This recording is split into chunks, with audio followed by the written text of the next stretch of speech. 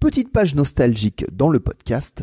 Retour dans le passé, tu t'es intéressé à Super Nana, cette animatrice mythique de la radio des années 80 et 90. Oui, dans un instant, vous verrez, on vous fera écouter un extrait de Super Nana pour celles et ceux qui connaissent, mais pour découvrir aussi pour les plus jeunes. Avant cela, Mickaël Barbe est avec nous. Le livre sort ce mois de février. De Carbone 14 à Skyrock, c'est toute l'histoire de l'icône de la bande FM. C'était juste une Super Nana. C'est le bouquin qu'il faut lire. Franchement, on peut vous le recommander. Et Mickaël est avec nous. Salut Mickaël. Bonjour. Alors, c'est toi qui gères le site showsupernana.com avec d'énormes archives. Vraiment, c'est un régal, on vous le recommande.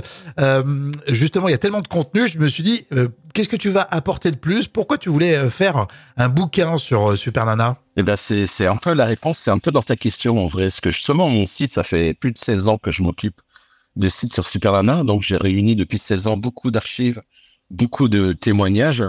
Donc il y a beaucoup d'informations et je trouvais ça intéressant de compiler ça dans un livre. Et en plus, j'en ai profité pour rencontrer d'autres personnalités, d'autres personnes qui ont connu Super Nana qui témoignent dans le livre. Et c'est l'occasion à la fois d'en savoir un peu plus sur cette personnalité qui a marqué la FM et en savoir un peu plus aussi sur la FM, sur l'histoire de la radio. Oui, je dis souvent quand je parle de ce livre, c'est vrai que c'est une biographie sur Catherine Pelletier, dite Super Nana. Mais en vrai, c'est l'histoire de l'AFM en France. Elle est vraiment une icône de l'AFM. Elle est inscrite dans l'histoire des radios-livres de l'AFM en France et elle est vraiment une référence. Alors justement, on va écouter un extrait de Super Nana. Merci pour le petit cadeau pour l'archive, Mickaël. On va découvrir un pur délire où Super Nana se dit, bah tiens, si on demandait aux autres radios de passer à la même heure un titre de Étienne Dao. Et du coup, on va vérifier en direct si toutes les radios jouent le jeu. 91.3, Chérie. On est sur Chérie là? Ouais. Mais ouais. Bravo. Bravo. Merci Jean-Jacques. Ensuite.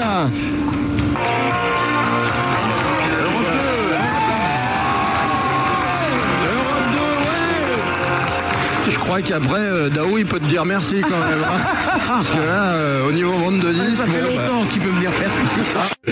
Donc voilà, les radios qui jouent le jeu, il y a Chérie, il y a Europe 2, il y en a beaucoup plus. Alors là, c'est un extrait inédit et on vous passe l'intégrale à la fin de cet épisode, à la fin du podcast. Hein. Vous aurez 20 minutes d'archives où vous voyez comment ils mettent en place cette opération en direct, sans filet, comme ça. Mais voilà, je suis sûr que ça va vous faire plaisir. Donc, un peu de patience et donc écoutez tout ça. Et merci Mickaël, d'ailleurs, pour ce magnifique cadeau. Alors, en plus du livre et pour rendre le côté festif du lancement du bouquin, tu fais une exposition aussi. Hein. Oui, tout à fait. Parce que, on l'a dit tout à l'heure, j'ai effectivement 16 ans je suis devenu un peu archiviste, la mémoire de Super Nana, donc j'ai cumulé beaucoup de copiures presse. J'ai 2 dessins originaux, faits, un par Margerin, qui est connu pour ses dessins j'ai oublié son nom, d'un motard très connu, Manu, je crois, Manu le motard. Ah oui. Et un autre dessin de Edika, qui est un grand dessinateur, et tous les deux ont fait un dessin pour Super Nana. C'est pas une dédicace d'album, c'est vraiment un dessin pour elle, que je l'ai grâce à sa famille, donc ça sera exposé. Puis j'ai tout ce qui est coupure presse, j'ai récupéré grâce à ce livre beaucoup de photos, dont d'un grand photographe qui s'appelle Michel Lidvac, qui est très connu dans le milieu de l'opéra, de la danse classique. Il fait beaucoup de photos pour l'Opéra de Paris, et c'est des photos absolument magnifiques. Et donc, j'avais envie, je les ai mises dans le livre, ces photos, mais j'avais envie de les proposer en grand format. Et en plus, il y aura un parcours sonore, des gens qui viendront avec leur smartphone et les écouteurs casques pourront, grâce à la technologie de QR code que tout le monde connaît maintenant depuis quelques années, ils pourront écouter les extraits tout au long du parcours qui va donc de Carbone 14 à Skyrock et au-delà, des extraits multimédia qu'on peut aussi accéder grâce à ces QR codes dans les livres, mais qui sera proposé dans cette exposition pour ceux que l'histoire de la radio intéresse. Et bien sûr, ils pourront consulter le livre, le feuilleter, discuter avec moi et l'acheter aussi. On pourra avoir aussi un échange convivial au cours d'une soirée. L'idée, c'est quoi? D'avoir des personnalités, des personnes qui ont connu Super Nana pour en parler? C'est une idée, en fait, de réunir les gens, les auditeurs, les personnes qui ont écouter Super Nana et les gens qui ont connu Super Nana. Donc, par exemple, les gens pourront en discuter avec Brigitte Pelletier, qui est la sœur de Super Nana, qui m'a fourni beaucoup d'archives forcément sur sa sœur.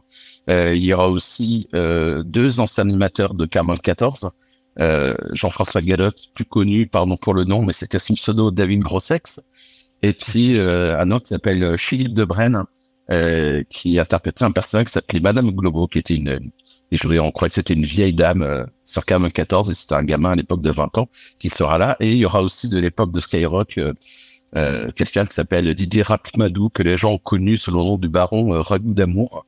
Il y aura aussi une autre aristocratie, puisqu'il y aura Super Nana et ses amis l'appellent Marlotte, c'était la baronne de Rochefort qui sera là. Plus il y aura aussi un ancien technicien de Super Nana, le dernier technicien sur Sky, qui s'appelait Brandon.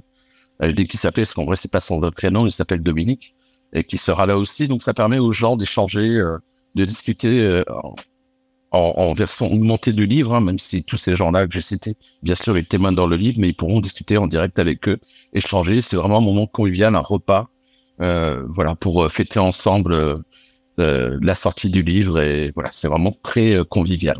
Et merci pour ce que tu fais pour la mémoire de Super Nana, parce que quand on parle et quand on voit sur le site, on a l'impression que tout ça c'est présent, et ça permet de lancer des discussions, de rencontrer des anciens de la radio qui ont peut-être un peu laissé le milieu.